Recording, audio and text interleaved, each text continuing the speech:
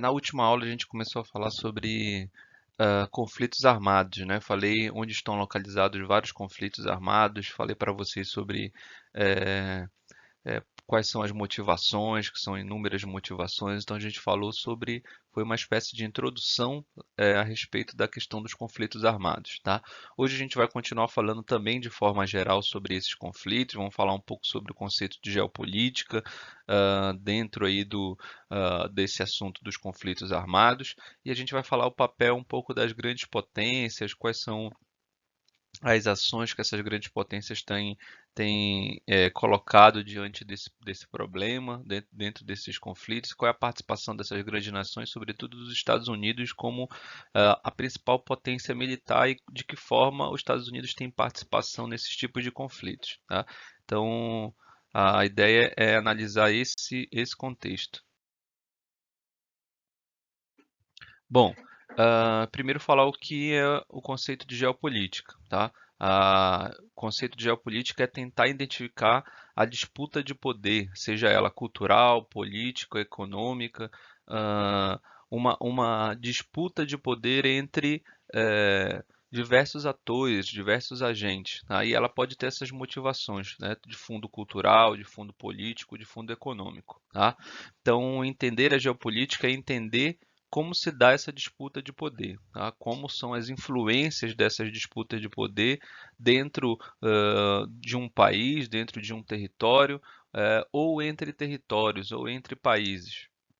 No caso, quando a gente fala geralmente de geopolítica, a gente está falando desses conflitos entre países, tá? Mas a geopolítica ela é também um problema interno, ela uma força, uma correlação de poder dentro de um país também, ou dentro de um território, dentro de um estado, enfim, tá? Ela tem também esse caráter cultural, econômico, né?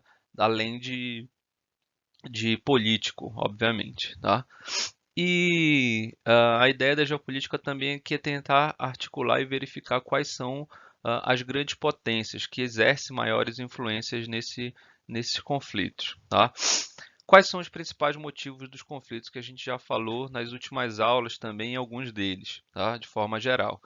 Mas de forma geral, a gente tem reivindicações nacionalistas, ou seja, reivindicações dentro de um Estado-nação, dentro de um país em que ele está buscando o seu nacionalismo, ou está buscando a separação de um povo, de um determinado povo que se identifica com raízes culturais, de língua, religião e procuram se descolar, procuram se retirar dos países, dos diferentes países, tá?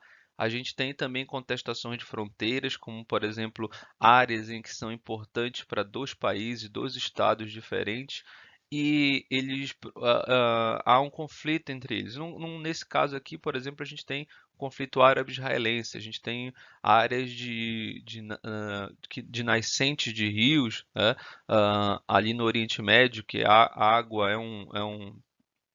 é algo muito importante, porque a gente tem poucos rios ali naquela região, então quem deter o controle de determinados ah, fatores naturais, eles vão acabar dominando aquela região, tá? Então, por exemplo, há contestações de que Israel tenha avançado sobre um determinado território e tomado posse, por exemplo, da nascente de alguns rios daquela região, tá? Ou um outro fator natural, uma outra ah, outra questão natural que seja importante, ou questão territorial, como uma cidade, tá?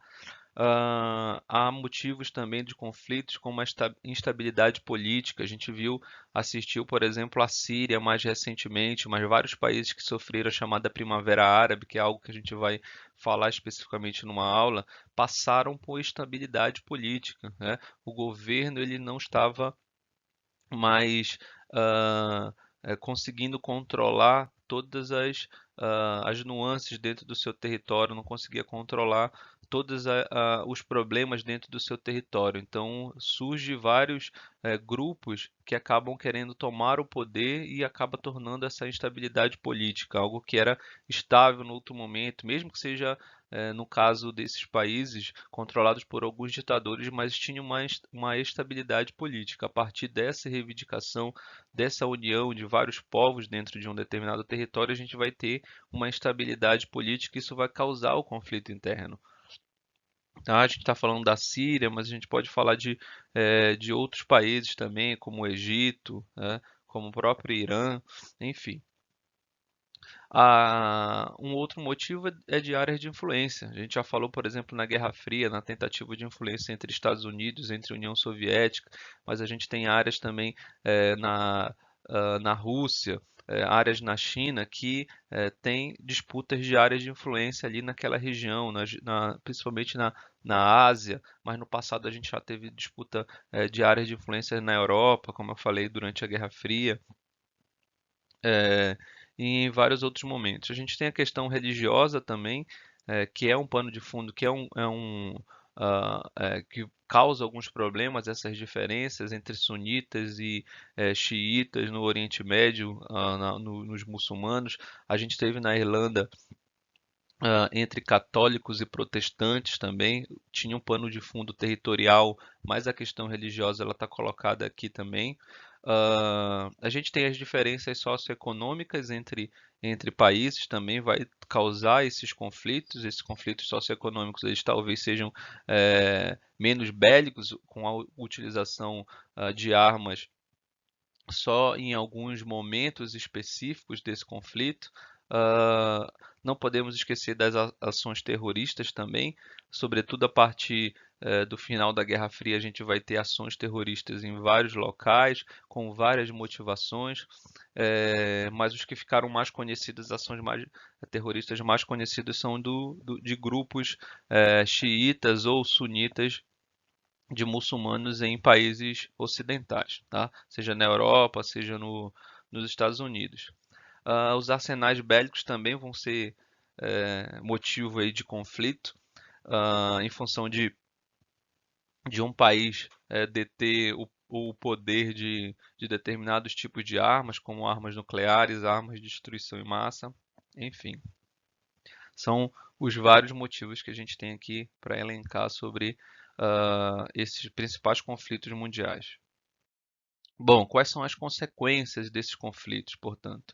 Primeiro são as perdas humanas, é a principal consequência. Esse conflito, principalmente esses conflitos armados mais intensos ou que demoram mais tempo, eles vão ter uma quantidade de mortos muito grande. A gente vai ter os danos econômicos também, alguns irreversíveis. Se a gente falar da África subsaariana, por exemplo, esses conflitos vão trazer danos econômicos para a população, que vai gerar vários desequilíbrios sociais, vários desequilíbrios econômicos, inclusive na sua própria população, e o governo, para se reerguer, vai precisar de ajuda internacional.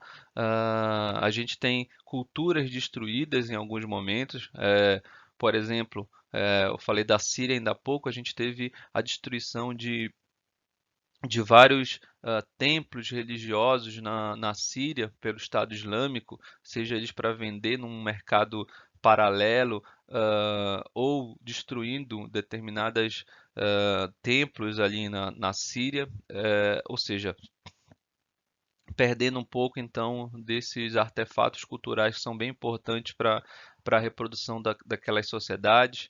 A gente vai ter o medo, a fome espalhados em determinados locais, sobretudo nesses países que são considerados subdesenvolvidos ou menos desenvolvidos, que é aquele conceito que a gente já discutiu aqui, que a ONU estabelece a partir de agora. Uh, a gente tem o aumento do número de órfãos também, que em função dos adultos serem os principais agentes ativos dentro de um conflito, acaba gerando um aumento do número de órfãos, isso aumenta o problema ah, da, daquela sociedade para conseguir equilibrar e conseguir trazer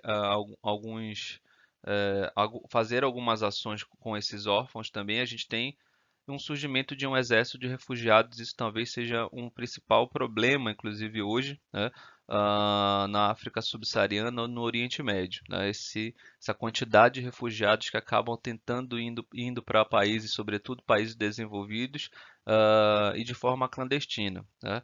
E esses refugiados acabam no submundo do crime, no submundo das periferias dos países desenvolvidos, tá? Isso também perpassa, portanto, um problema não só dentro do seu território, mas um problema mundial, um problema com consequências mundiais, ou seja, que precisa ter ações dos países desenvolvidos nesse problema, tá? Nesses grandes problemas, e o número de refugiados hoje é muito grande, como eu falei na aula passada, sobretudo a partir da Guerra Fria, que a gente vai ter muitos conflitos eclodindo nos países menos desenvolvidos, tá? Da África subsaariana e do Oriente Médio, sobretudo. Bom, e o que que as grandes nações estão fazendo, o que que elas estão buscando para diminuir graves consequências desse conflito? Uma das ações principais aqui, dentro dos fóruns da ONU, é o Tratado de Não Proliferação de Armas Nucleares, tá? A gente viu, obviamente, a partir lá da Segunda Guerra Mundial, mas após a Segunda Guerra Mundial, dentro do momento da Guerra Fria, a gente vê o surgimento de armas nucleares, sobretudo dos Estados Unidos e da União Soviética. Após o fim da União Soviética, a Rússia vai ser a principal detentora, a principal herdeira, então, desse grande arsenal bélico da União Soviética, mas outros países ali do leste europeu também vão ter armas nucleares, portanto, a partir aí da dissolução da União Soviética. A gente vai ter nesse tratado também a preocupação da limitação do crescimento dessas armas. Então, a principal ação é limitar o crescimento de armas nucleares, limitar que mais países tenham a tecnologia para produzir as armas nucleares, né?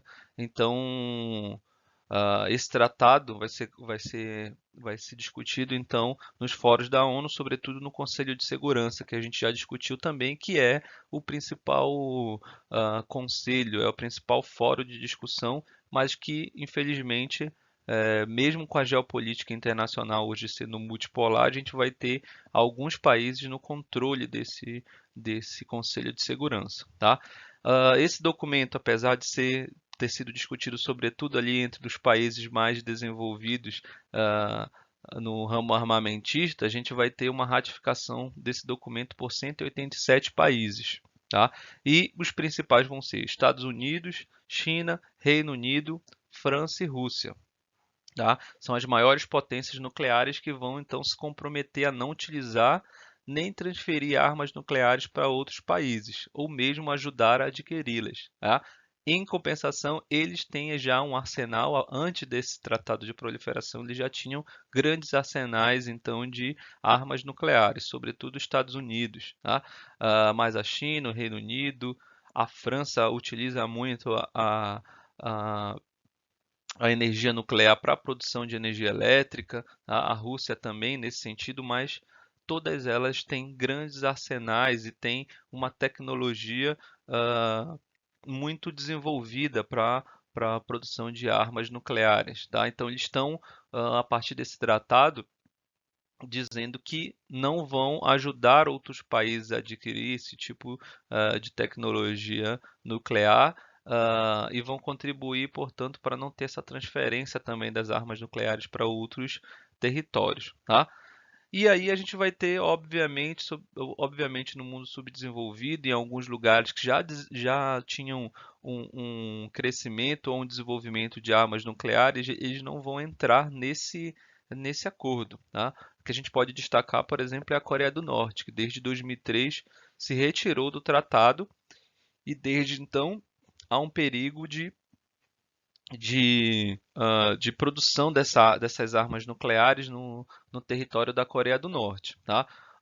Mas aí vocês podem me perguntar o que que então essas grandes potências mundiais bélicas elas fizeram então. Então a Coreia do Norte ela passa por um bloqueio, um grande bloqueio a partir dessa retirada desse tratado, de retirada do seu nome do tratado, um bloqueio econômico. Obviamente, ela tem outros parceiros econômicos, como a própria China, como a própria Rússia, tá? Mas a maior parte dos países, sobretudo que estão alinhados à política externa dos Estados Unidos, eles vão fazer um bloqueio econômico em relação à Coreia, tá? Justamente porque a Coreia do Norte ela vai ter tem uma possibilidade então de produção de armas nucleares, tá? Outros países também já produziam suas armas nucleares e passam por tensão aí nesse nessa questão. A Índia e o Paquistão, por exemplo, eles têm disputas territoriais no norte da Índia, no sul do Paquistão, tá? Após a, a descolonização desse território, esse território, tanto o Paquistão quanto a Índia, eles pertenciam à Inglaterra, ambos os territórios. Após a saída da Inglaterra, após a independência desse território indiano e paquistanês, eles entraram em conflito exatamente para dividir o território. Eram dois povos diferentes. E a região norte da Índia ainda é uma disputa territorial, ainda tem uma disputa territorial entre esses países, tá? Que são vizinhos. E tem a tecnologia da bomba atômica, bem antes então desse tratado ser assinado, tá? E aí a gente tem a Índia, o Paquistão, a gente tem Israel, tá? A Coreia do Norte, como eu já falei, eh, elas não fazem parte do tratado de não proliferação de armas nucleares. Então, ainda tem uma questão sensível, tem questões sensíveis de alguns países, ok? Bom, qual é o papel então dos Estados Unidos, que é a maior potência militar desde a Guerra Fria, na verdade desde a Segunda Guerra Mundial, apesar dessa rivalidade, desse momento tenso na Guerra Fria com a União Soviética, que também era uma grande produtora de armas nucleares. Os Estados Unidos sempre teve uma superioridade no quesito força bélica, tá? E após a Guerra Fria, obviamente, ele vai surgir como a principal potência bélica do mundo, a principal potência econômica também, mas a questão bélica ela ainda é importante, tá? Então, nessa nova ordem mundial, que é inaugurada após a Guerra Fria, eh, os, as questões vão ser ainda levadas pelos Estados Unidos, tá? A nova ordem mundial vai ser comandada então pelos interesses, a partir dos interesses dos Estados Unidos, tá? A política externa dos Estados Unidos, portanto, nesse quesito, no quesito bélico, no quesito poderio militar, vai ser marcada por um unilateralismo, ou seja, os Estados Unidos como a principal, como a única potência mundial, e ele vai decidir, né? Vai optar pelo unilateralismo na decisão de entrar em alguns conflitos, tá? Alguém pode estar perguntando, mas e aí aquele Conselho de Segurança que tem a França, que tem a Rússia, que tem a China, que tem outros países, tá? Mas a gente viu que desde o fim da Guerra Fria, os Estados Unidos vai acabar passando por cima das decisões do Conselho de Segurança e vai entrar em conflito em alguns países sem a anuência desse Conselho de Segurança, tá? Então, a gente vai ter ah, aqui os Estados Unidos mantendo o seu poderio, tá? Mesmo sendo contrários, mesmo algumas outras potências militares sendo contrárias às suas ações. Então, a fim de manter essa supremacia, os Estados Unidos vai, por exemplo, se recusar a ratificar o Protocolo de Quioto, vai se retirar de algumas conferências mundiais, por exemplo, contra a discriminação e o racismo que aconteceu em 2001 na África do Sul.